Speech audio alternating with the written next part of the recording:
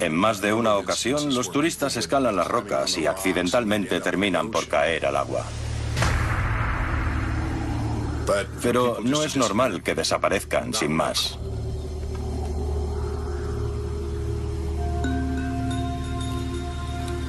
Linda Aguilar es una de las residentes de Port Orford, un pequeño pueblo costero.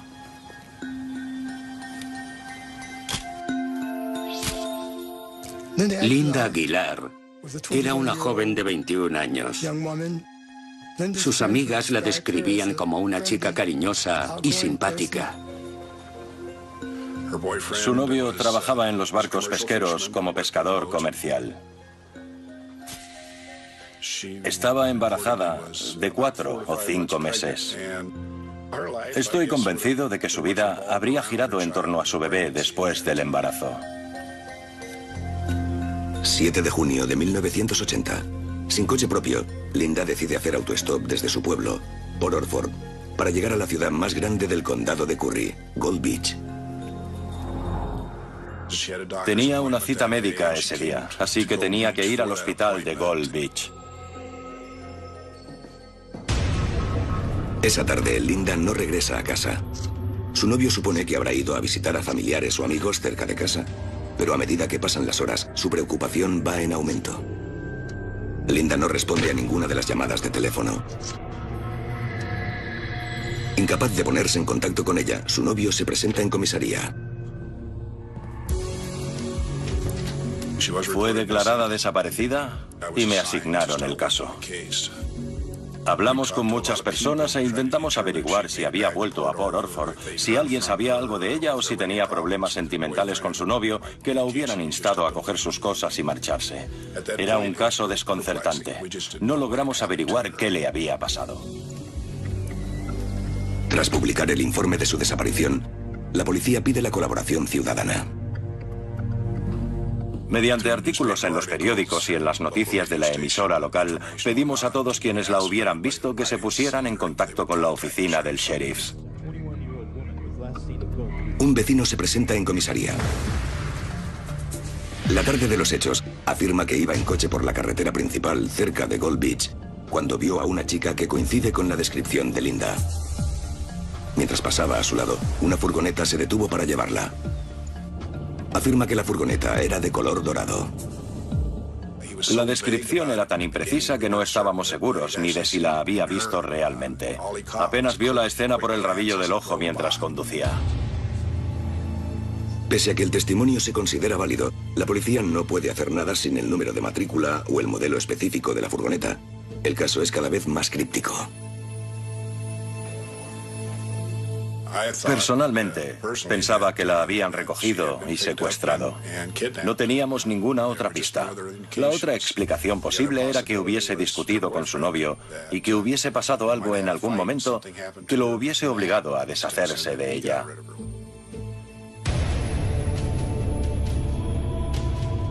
Dos semanas después, 2 turistas alemanes pasean al perro cerca de una playa. El perro se comportaba de forma extraña y eso llamó la atención de los dueños. Investigaron qué era lo que inquietaba al perro y vieron una cadera y parte de un pie sobresaliendo de la arena. Inmediatamente avisaron a las autoridades de que habían encontrado un cadáver en la playa. El cordón policial rodea el macabro hallazgo. El sargento Denton ayuda a procesar la escena. Mi deber era ocuparme de las pruebas, de fotografiar la escena del crimen. Siempre que excavas en la arena, siempre que tocas algo, siempre que mueves algo, tienes que marcarlo y fotografiarlo. La policía desentierra a la víctima. Se trata de una mujer. Una cuerda de nylon demuestra que ha sido víctima de un asesinato. Tenía las manos en la espalda y las piernas atadas. Estaba claro que se trataba de un asesinato. Nadie muere de esa manera si no es mediante la acción de otro. Hasta que el cuerpo no se desentierra del todo, No se puede confirmar la identidad del cadáver, pero todo parece indicar que se trata de Linda Aguilar, asesinada junto a su bebé nonato.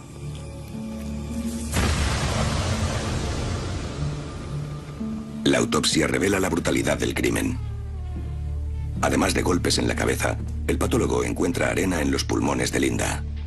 Eso significa que fue enterrada viva. Su familia estaba muy afectada. Estaban destrozados porque no podían explicarse por qué había tenido que morir de esa manera. No sabían quién ni por qué lo había hecho.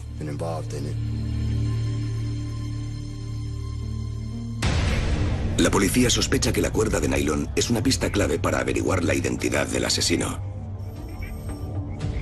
La soga resultó clave, desde el nudo hasta el número de ramales de ese tipo de cuerda en particular. Esa clase de soga se usaba a menudo en los barcos pesqueros comerciales. Esa prueba nos llevaba inevitablemente a sospechar del novio. Cogimos un fragmento y fuimos al barco donde él trabajaba y comparamos las cuerdas para ver si coincidían. No coincidió con ninguna de las cuerdas que había a bordo, ni con nada que hubiera en su casa. El conteo de hilos no coincidía. Además, tenía una coartada sólida. Por eso decidí hacerle la prueba del polígrafo personalmente. Todos los indicios hacían pensar que estaba siendo sincero, por lo que dejamos de considerarlo como el principal sospechoso y nos centramos en otras pistas que nos habían llegado mediante otras fuentes de información. Esas pistas incluyen al posible testigo del secuestro de Linda. Se somete a hipnosis al hombre que cree haberla visto entrar en la furgoneta.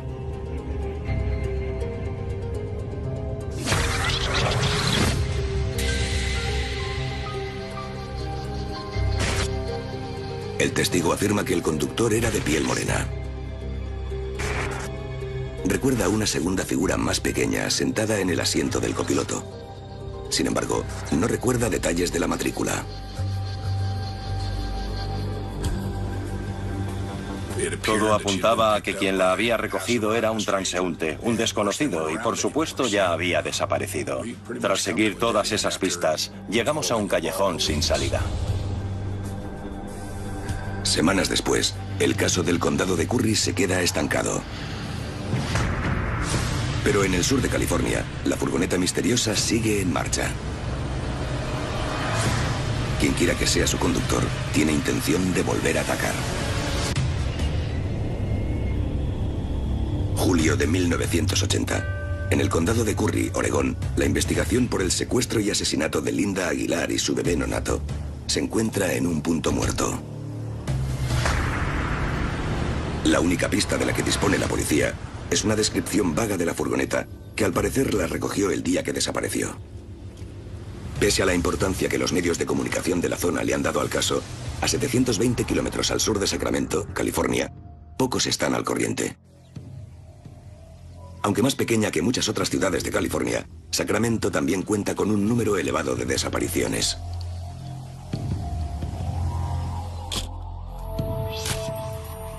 Por entonces, Sacramento ya era una gran metrópolis, y los índices de homicidio, robos y agresiones sexuales eran muy altos, teniendo en cuenta que se trataba de una comunidad conservadora.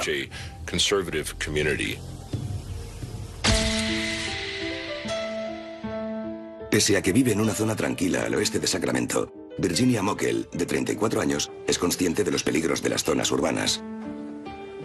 Ocupa sus noches en trabajar en un bar de la ciudad. Era una camarera simpática, divertida. Todos los que la conocían la adoraban. Trabajaba en un bar pequeño y agradable.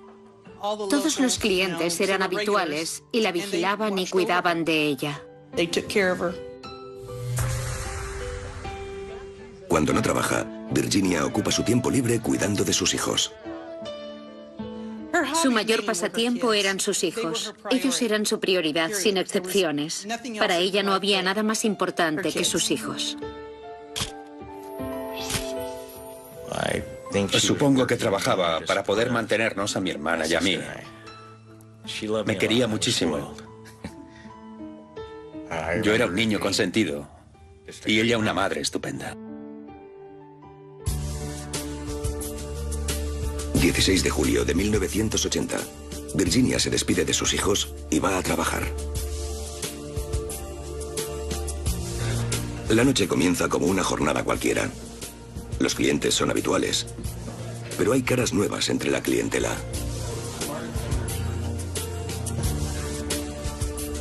Cuando la jornada termina, Virginia se queda para cerrar el bar. Me tranquilizaba explicándome que normalmente uno o dos de los clientes se quedaban con ella y esperaban hasta que entraba en el coche. Pero por algún motivo esa noche no lo hicieron. Les dijo que se adelantaran, que no pasaba nada.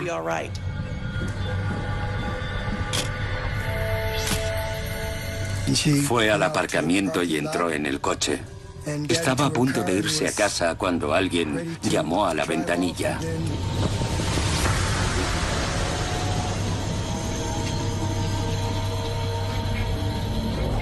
A la mañana siguiente, Virginia sigue sin volver a casa.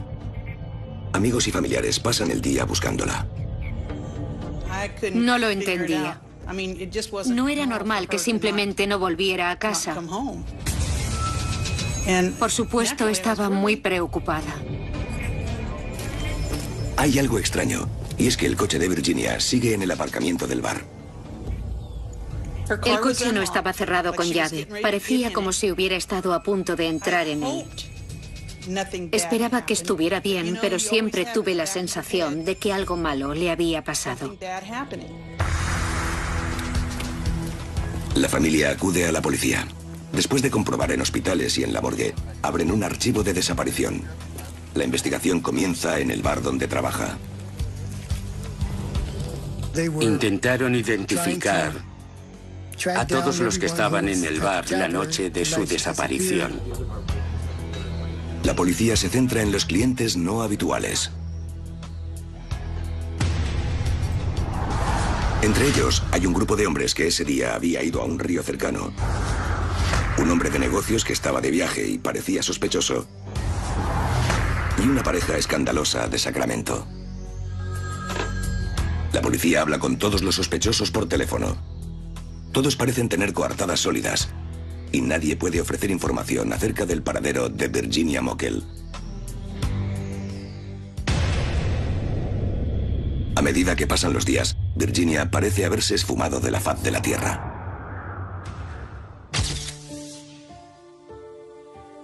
Los hijos de Virginia son incapaces de entender la súbita desaparición de su madre. Pensaba que se había perdido o que se había ido. Me decía, busquemos a mamá, se ha perdido. Es desgarrador escuchar a un niño pequeño que quiere ayudar a encontrar a su madre porque se ha perdido. Te rompe el corazón.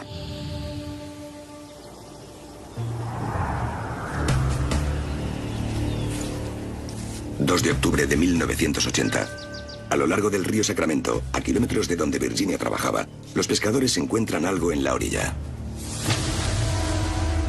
Es el cuerpo de Virginia Mockel, escondido bajo unos arbustos. La policía peina la zona junto a especialistas en homicidios. Igual que Linda Aguilar, Virginia Mockel ha sido maniatada. Esta vez no con una cuerda, sino con hilo de pescar. Ese mismo día, informan a la familia de Virginia. El sheriff vino a casa para informarme y no me lo podía creer. ¿Cómo era posible que alguien quisiera hacerle algo así a otra persona? Ella no le había hecho daño a nadie. En un espacio de pocos meses, 2 mujeres han sido secuestradas y asesinadas en la costa oeste de los Estados Unidos. Linda Aguilar, de Oregón, y Virginia Mockel, de California. Pese a que la policía aún no ha relacionado ambos casos, un descarado ataque en los meses siguientes descubrirá a uno de los asesinos en serie más retorcidos del país. lo que dará lugar a una importante operación interestatal de busca y captura. Noviembre de 1980.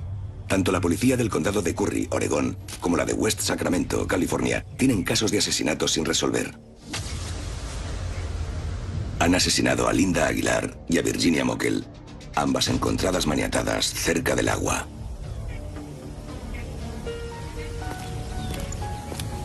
Ajenos al hecho de que un asesino en serie campa a sus anchas, los vecinos de ambas ciudades viven su día a día.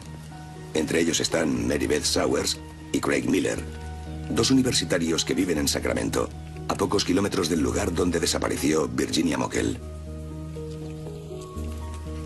Mary Beth Sowers era una universitaria de 21 años.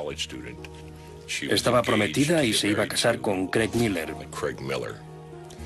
Ambos eran estudiantes de la Universidad Estatal de Sacramento. Estaban muy enamorados. Eran la pareja ideal. Lo tenían todo. 1 de noviembre de 1980, Craig y Mary Beth asisten a un acto social de su fraternidad en un restaurante local de Sacramento. Cuando el acto termina, los dos se despiden de sus compañeros y se van.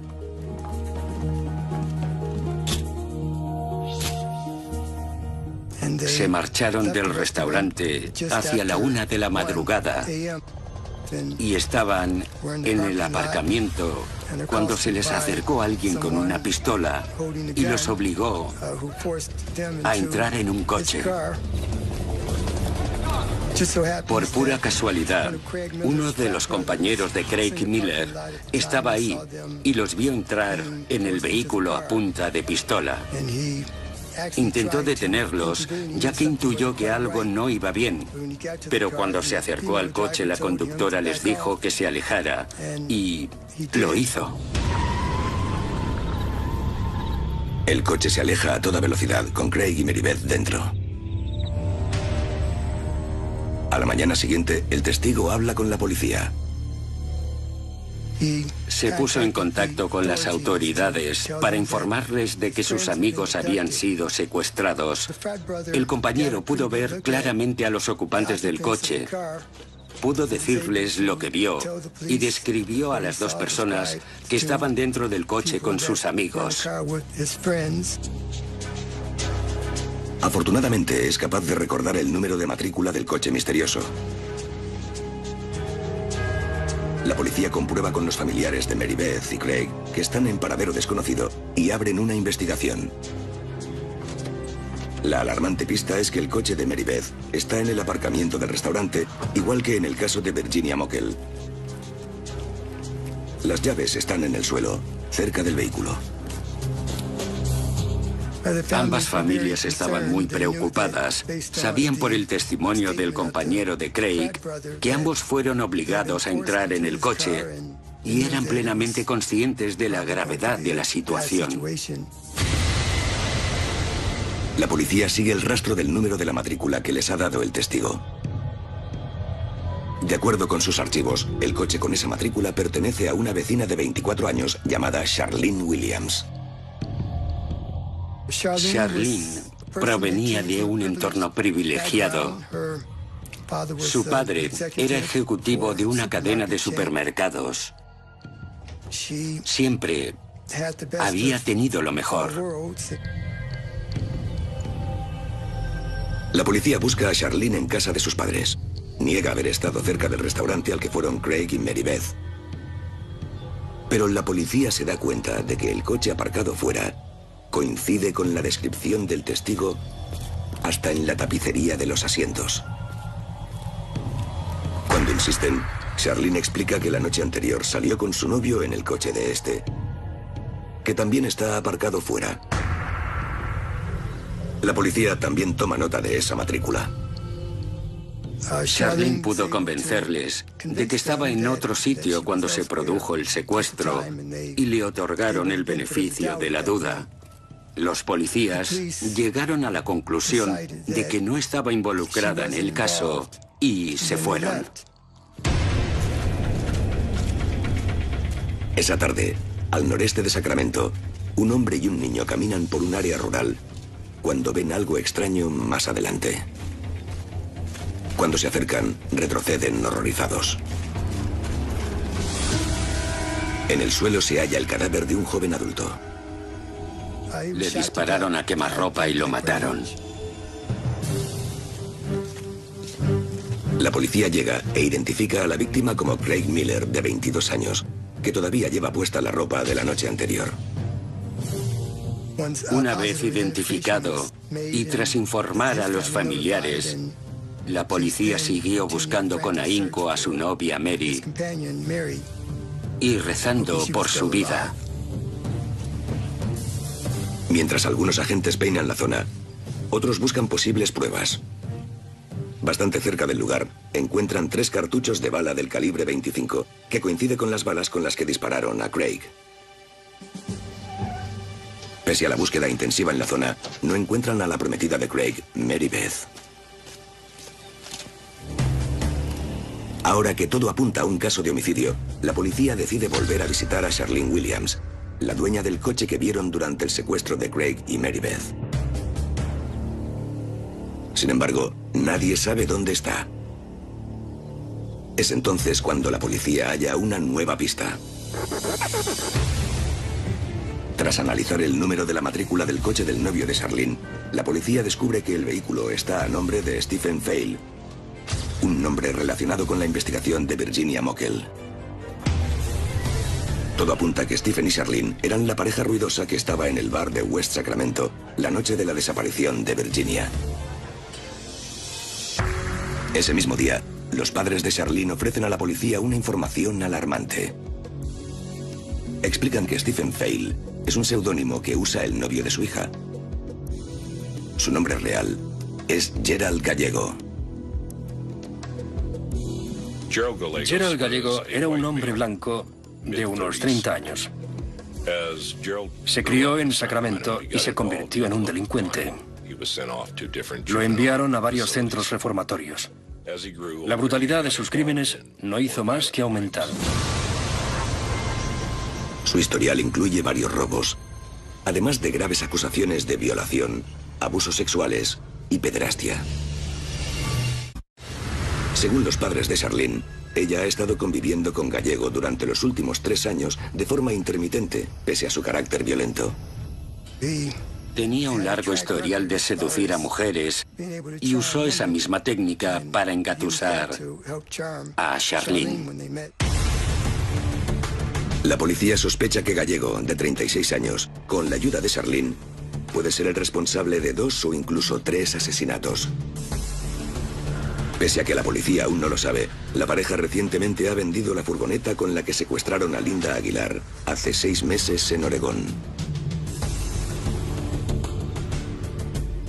Tanto la televisión local de Sacramento como la del área de la bahía cubrían el evento. Las fuerzas de seguridad estaban preocupadas por la seguridad pública de los habitantes de Sacramento, ya que el peligro era muy real por aquel entonces. Emprenden una búsqueda de la pareja a la fuga a nivel estatal. Si de verdad son culpables, la policía teme que Gerald y Charlene vuelvan a atacar.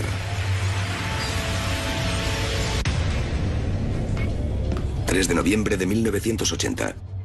Las policías del sur de Oregón y Sacramento, California, investigan los terribles asesinatos de Linda Aguilar, de 21 años, Virginia Mockel, de 34, y Craig Miller, de 22. La novia de Craig, Mary Beth Sowers, sigue desaparecida.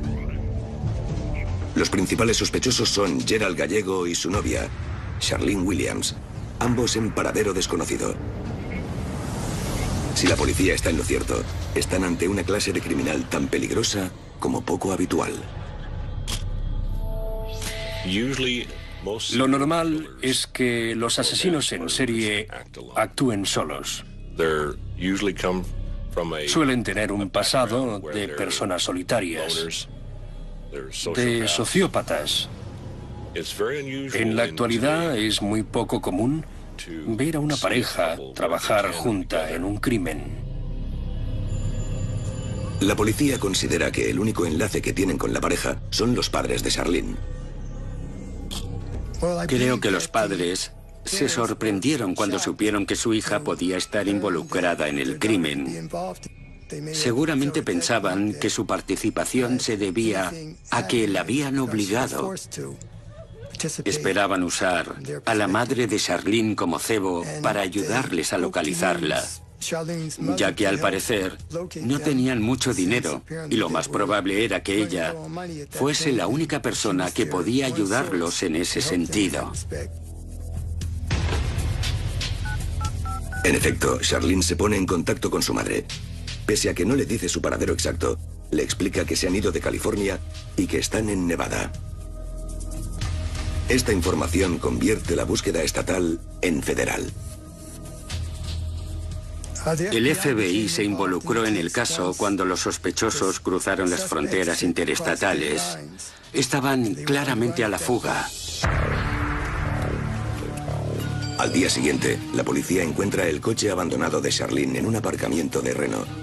El mismo coche que sospechan que usaron para secuestrar a Craig y Mary Beth. Mientras los expertos forenses registran el vehículo en busca de pistas, otros agentes rastrean a la pareja al norte de Utah. Vuelven a perderles la pista en Salt Lake City. 16 de noviembre de 1980.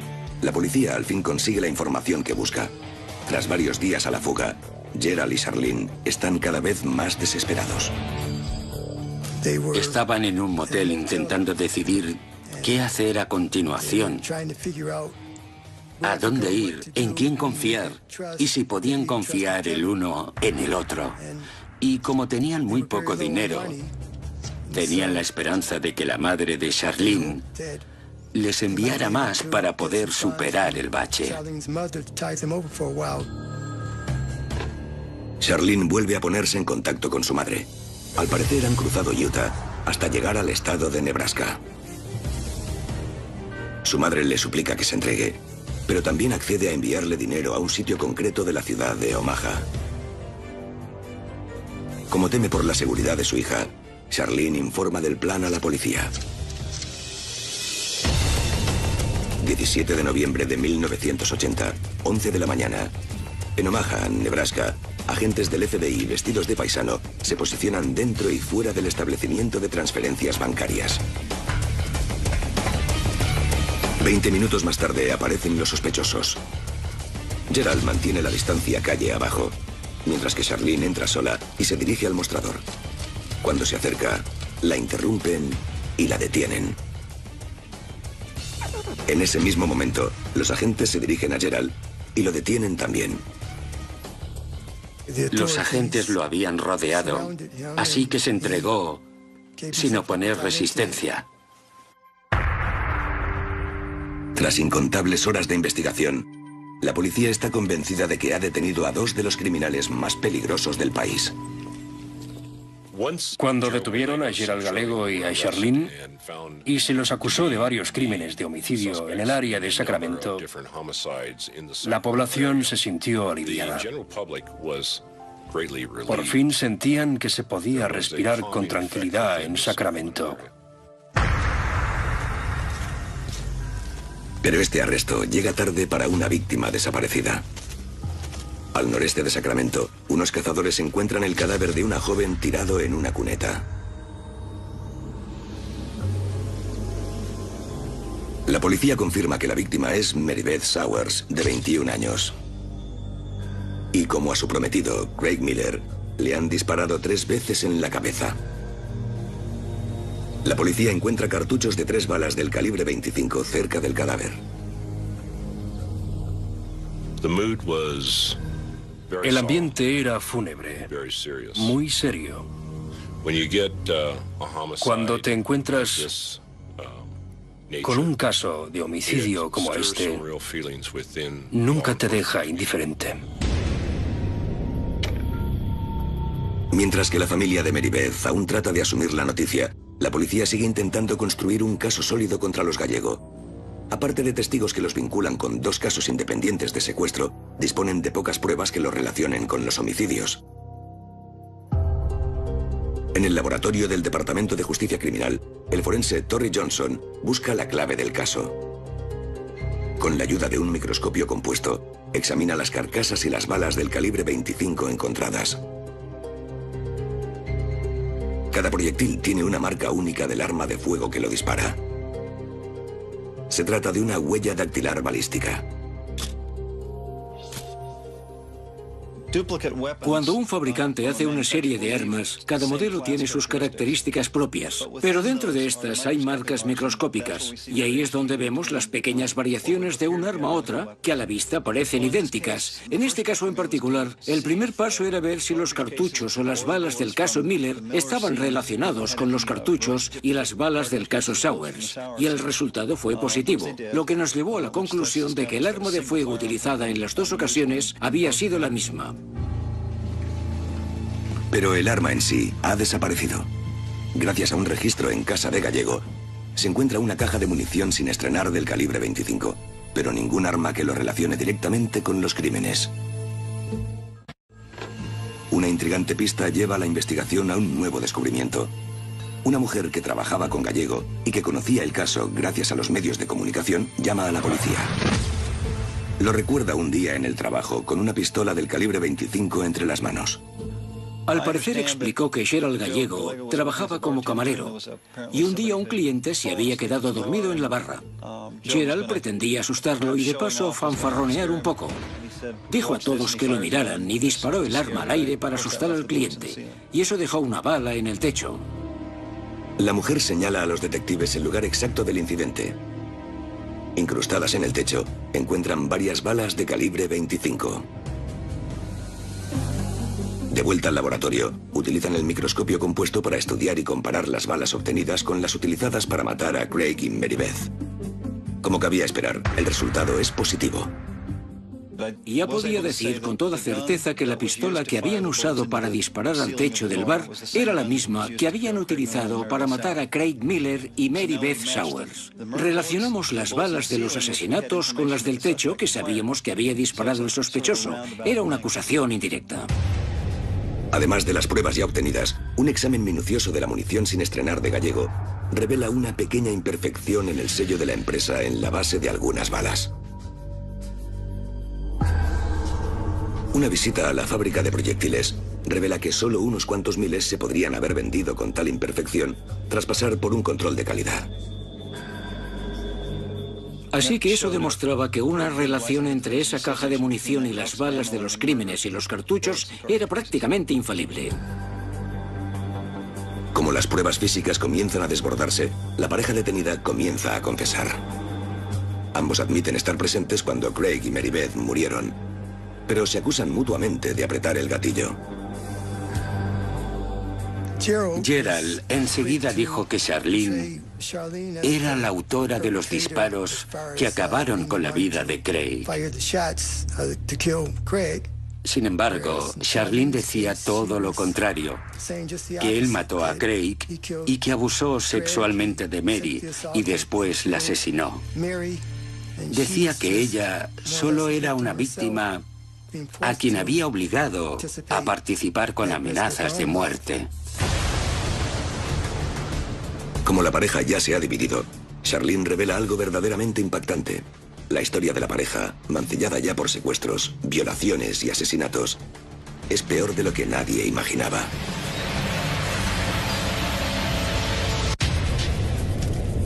Enero de 1982.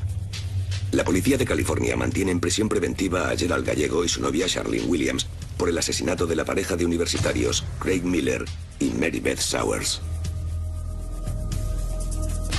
Tras hablar con la policía, Charlene acusa de los asesinatos únicamente a Gallego. Explica que ella es una víctima más, que él la había intimidado con su carácter violento para participar en los crímenes. A sabiendas de que podría enfrentarse a la pena capital si es declarada culpable, Charlene llega a un acuerdo con la policía. Acepta testificar contra Gallego durante el juicio y explicar detalladamente su historial criminal. Lo que viene a continuación deja atónitos incluso a los agentes más veteranos.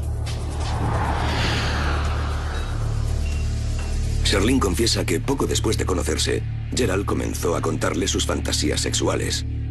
Una de ellas era conseguir una colección de esclavas sexuales.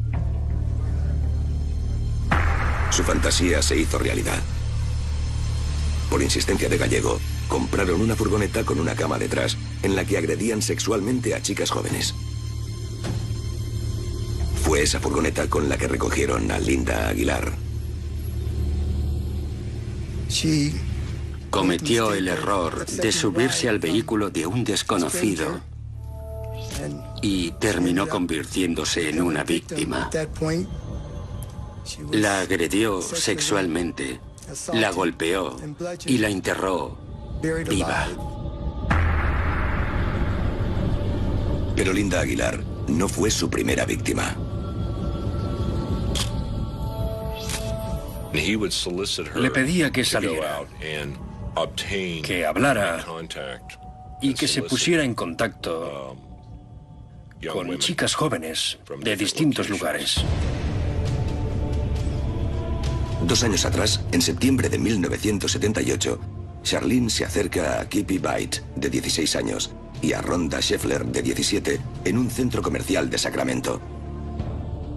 Charlene les llamó la atención y les ofreció marihuana como cebo. Ambas aceptaron irse con ella pese a que no la conocían porque parecía de fiar. Después de todo, ese era su trabajo y lo cumplía a la perfección. Cuando Charlene las lleva a la furgoneta, Gerald saca la pistola y toma el control de la situación. Las secuestró. Y ella les observó mientras él las agredía sexualmente y les daba una paliza. Las dejó solas en la furgoneta y las arrastró hasta un lugar apartado, donde las asesinó y se deshizo de sus cuerpos. Junio de 1979. La pareja vuelve a las andadas. Recogen a Brenda Judd, de 14 años, y a Sandra Coley, de 13, en el condado de Reno. Viola a ambas chicas y las asesina.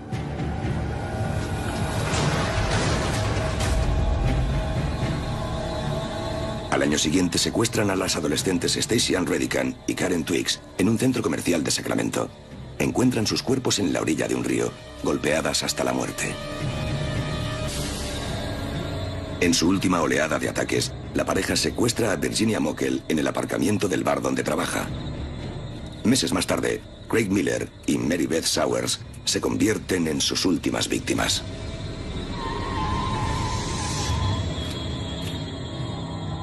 Atónitos por la larga confesión, la policía confirma los detalles de los crímenes.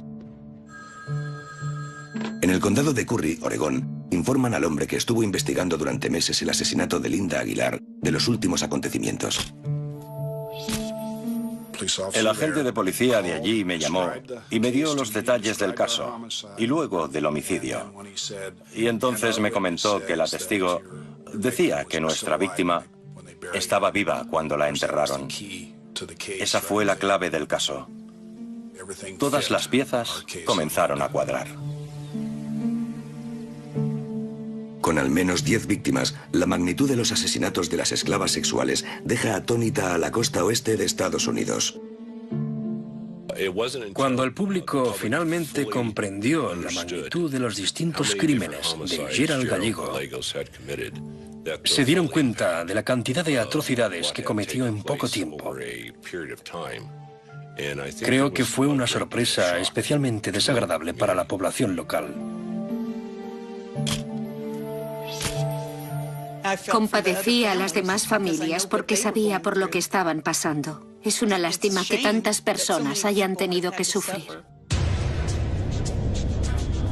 A sabiendas de que solo necesitaban que se le condenase por un homicidio para recurrir a la pena capital, los fiscales se centraron en el caso más sólido. Noviembre de 1982. Gerald Gallego es acusado de asesinato en primer grado en California por las muertes de Craig Miller y Mary Beth Sowers. Los medios de comunicación se volcaron en el caso y lo siguieron todo el tiempo que duró el juicio. Estaba convencida de que lo condenarían. Así tenía que ser, ya que se llevó muchas vidas. Y todo por culpa de su lujuria. Era un monstruo. Era un monstruo abominable. Parecía Un loco, desequilibrado. Además de las pruebas balísticas, la policía cuenta con una testigo clave. Charlene cumple con su parte del acuerdo con los fiscales y testifica en contra de su exnovio. Además, Gallego ignora a su asesor jurídico y decide representarse a sí mismo.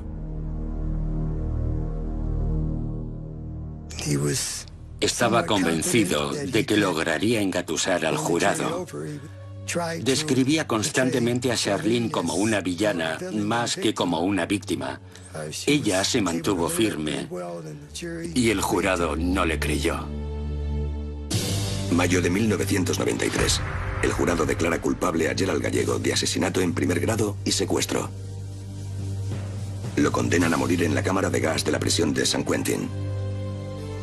Para asegurarse de que no obtenga una reducción de su pena en California, lo juzgan también en Nevada por los asesinatos de Stacey Ann Redican y Karen Twiggs. El resultado es una segunda pena de muerte. Me alegré muchísimo. Por fin sabía que se estaba haciendo justicia. Me sentí aliviada. Pese a que no se trate del ojo por ojo y diente por diente, estaba convencido de que había matado a tanta gente que merecía que lo mataran a él también. Pese a estar presente en todos los crímenes, Charlene consigue una pena con la que muchos no están de acuerdo. Como parte del trato, la condenan a 16 años de cárcel. A veces tienen que ocurrir cosas así para poder resolver un caso. No podíamos saber hasta qué punto estaba implicada, ni hasta qué punto él la había estado coaccionando, ni qué hizo de forma voluntaria, ni qué le obligó a hacer. Siempre nos quedará la duda de si realmente era inocente o solo nos estaba manipulando. En 1997, tras los 16 años de condena, Charlene Williams sale de la cárcel sin mayor revuelo. En cuanto a Gerald Gallego, logró posponer su ejecución en varias ocasiones tras recurrir a apelaciones. En 2002, todavía condenado a muerte, murió tras una larga batalla contra el cáncer.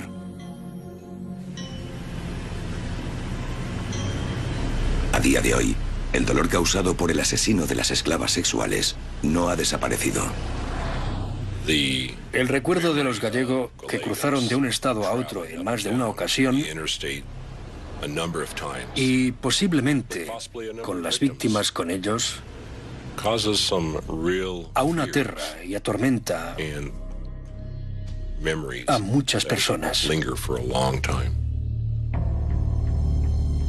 En cuanto a Gerald Gallego y Charlene Williams, aún son considerados una de las parejas más retorcidas a las que se ha tenido que enfrentar la policía del país. Destrozó muchas familias y truncó muchas vidas.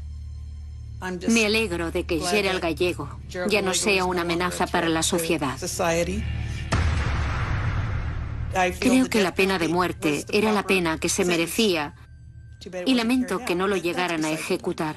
Pero eso ya no importa porque sabemos que obtuvo su merecido.